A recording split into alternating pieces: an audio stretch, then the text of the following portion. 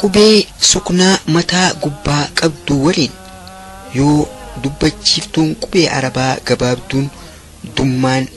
waliin dhufte akka itti dubbisnu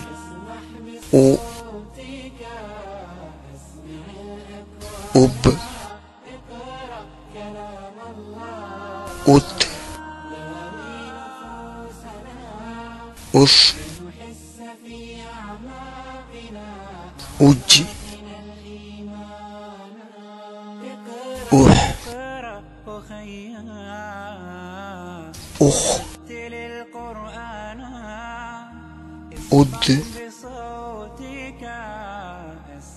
uz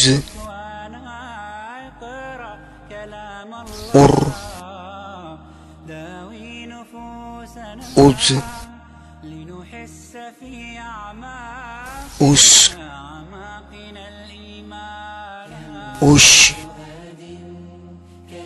ush uz ud ut uz o ugh uf uk uk ul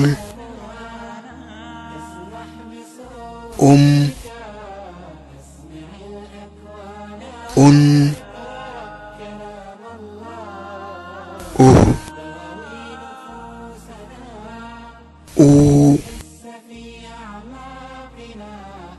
uy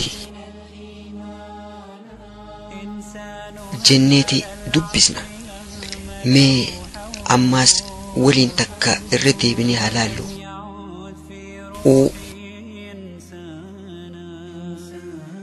ub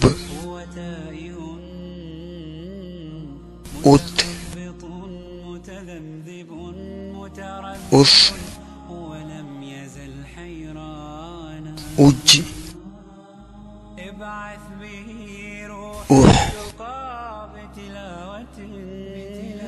ukh ud uz ur uz us ush uz ud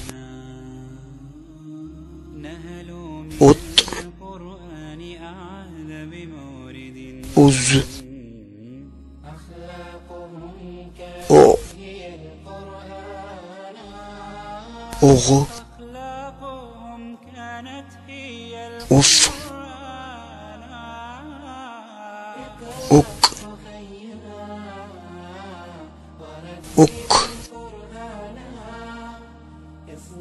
ul un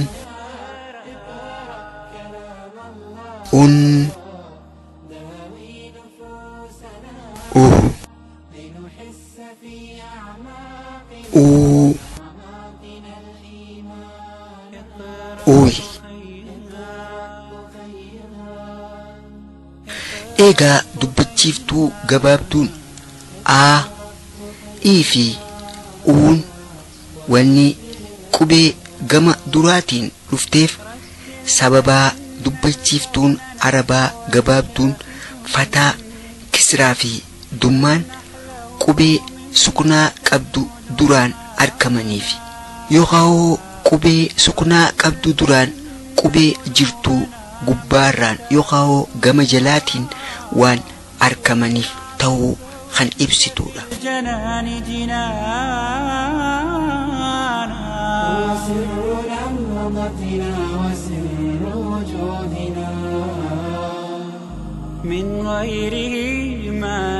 Egaa waa'ee faayidaa suknaa tan sagalee keessaa arraaf hanqana yoo jenne darsii itti aantu keessatti qubee fataa kisraa fi dummaa qabdu itti aanuudhaan qubeen sukunaa mataa gubbaarraa qabdu yoo dhufte akkamitti akka dubbisnu fi akkaataa fayyadama isaaniiti waliin laalla inshaallah. ilaanqa sagantaa itti aanu walitti deemnutti nagayaan naaf jiraadha. wassalaamu alaykum warahmatullaahi wabarakaatuh. اقرأ كلام الله نهوي نفوسنا لنحس في أعماقنا الإيمان. اقرأ